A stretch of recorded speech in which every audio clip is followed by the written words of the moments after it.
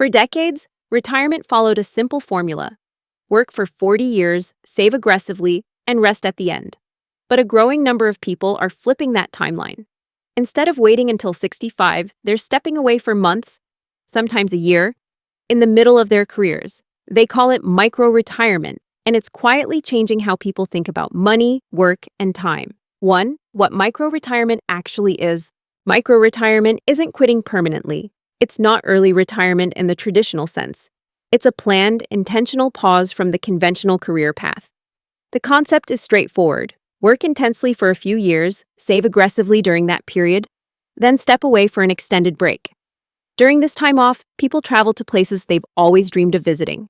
Rest and recharge from burnout, build something personal like a creative project or small business, or simply live differently than the standard 9-to-5 allows. The key distinction is what happens next. After the break, most return to work, often with clearer priorities and renewed energy. Some shift careers entirely, while others rejoin their previous field with fresh perspective. It's structured freedom, not escape. Unlike traditional retirement, micro-retirement is temporary and strategic, designed to enhance life now rather than defer it until later. 2. Why it's growing now. Several fundamental shifts have made micro-retirement more realistic than ever before. Remote work flexibility allows people to earn income from anywhere, untethering employment from physical location. The rise of freelance and contract income means professionals can step in and out of work more fluidly than traditional employment allowed. Portable skill sets in fields like technology, design, writing, and consulting travel across borders and industries. Meanwhile, lower-cost living options globally make extended breaks financially feasible. A year in Southeast Asia or Latin America can cost less than 6 months in many Western cities. Beyond logistics, there's a deeper structural change. Careers are no longer single-track ladders with predictable rungs. They're modular, built from diverse experiences and pivots. And when work becomes modular, so does retirement. People are realizing they don't have to compress all their freedom, adventure, and rest into their final decades. They can distribute it throughout life, taking meaningful breaks when they're young enough to fully enjoy them. 3. The financial mechanics behind it. Micro-retirement only works if it's carefully engineered. Unlike traditional retirement planning, which focuses on accumulating enough wealth to last decades, micro-retirement requires a different financial approach.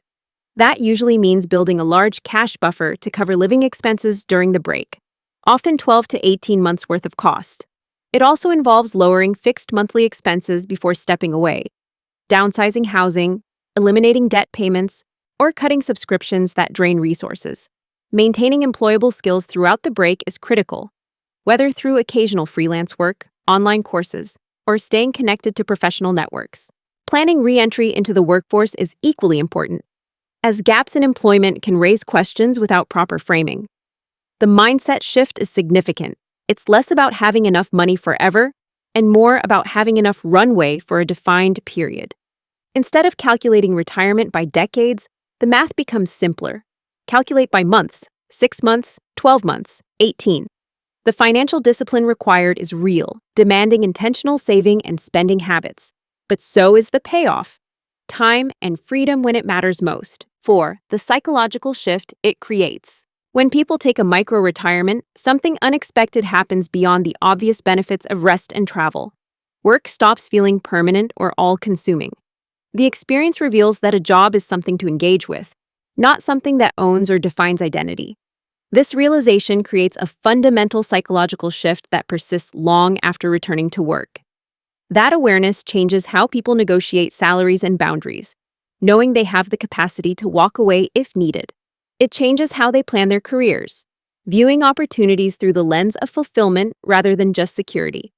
It changes how they tolerate stress and unreasonable demands, having experienced what life feels like without constant pressure. Perhaps most importantly, when someone has stepped away once and successfully returned, the fear of stepping away again decreases dramatically. The unknown becomes known. The risk feels manageable. This creates a powerful form of career confidence that isn't about climbing higher. It's about knowing you control the terms of engagement. Micro-retirement doesn't just provide a break from work. It fundamentally reframes the relationship with work itself, shifting power back toward the individual. 5. The trade-offs no one mentions. Micro-retirement isn't free, and the costs extend beyond the obvious financial ones. During the break, income stops completely unless there's passive revenue or part-time work arranged in advance. Investment accounts stop receiving contributions, slowing down the compounding that builds long-term wealth. Career momentum can stall. Peers who stayed in the workforce may advance to promotions, build stronger networks, or gain skills that create competitive advantages. And re-entry into the job market isn't always smooth. Hiring managers may question employment gaps, even when explained. Industries evolve quickly, and staying away too long can mean playing catch-up with new tools, trends, or organizational changes. That's the hidden cost that enthusiasts rarely discuss upfront, but the counter-argument is equally strong and deeply personal. Time spent healthy, energized, and fully present during peak physical years may be worth more than incremental income growth or a slightly earlier traditional retirement. It's fundamentally a trade-off between financial acceleration and life distribution, between optimizing for wealth accumulation and optimizing for well-being across the lifespan. Neither choice is objectively right, but the decision becomes clearer when the trade-offs are honestly acknowledged. 6. Who it actually works for. Micro-retirement tends to work best for specific types of people in particular circumstances. Those with portable, high-demand skills, software developers, designers, writers, consultants, healthcare professionals, can more easily step away and return without losing marketability. People without heavy debt obligations have the financial breathing room to save aggressively and live on reduced income during the break. Student loans, mortgages, and car payments create fixed costs that make extended time off significantly harder to engineer. Those willing to live below their means, both before and after the break, demonstrate the lifestyle flexibility required to make the math work. This often means choosing smaller living spaces, cooking at home, avoiding lifestyle inflation as income grows, and prioritizing experiences over possessions. Importantly, micro-retirement isn't about being rich or having a trust fund. Many who successfully take these breaks earn moderate incomes but exercise extreme intentionality with spending. It's about being flexible with career expectations, living standards, and definitions of success. Flexibility is the real currency behind this trend, more valuable than any specific salary level. Those who can adapt, downsize, and prioritize differently are the ones who make micro-retirement a reality, regardless of their income bracket. 7. Why it challenges the traditional retirement model. Traditional retirement operates on a set of assumptions that micro-retirement fundamentally questions. The conventional model assumes people will be healthy later, able to travel, hike, explore, and enjoy physical activities well into their 60s and 70s. But health isn't guaranteed, and physical capacity naturally declines with age. Traditional retirement also assumes people will want the same things later, that the adventures desired at 30 will still appeal at 65. But priorities shift, risk tolerance changes, and the appeal of backpacking through remote regions or learning to surf often fades with time. Perhaps most critically, it assumes people will still have the energy later to pursue dreams deferred for decades. The reality is that energy, curiosity, and physical resilience peak earlier in life. Micro-retirement questions all of these assumptions directly. It spreads enjoyment, adventure, and rest across the entire lifetime instead of postponing everything to an uncertain future. Instead of deferring life entirely until work ends, it redistributes experiences throughout the working years. This creates a more balanced existence where fulfillment isn't something earned only after 40 years of sacrifice, but something woven into the fabric of life itself. It's a fundamentally different philosophy about when life should be lived. 8. The long-term impact. Interestingly, many people return from micro-retirement more focused and intentional than when they left.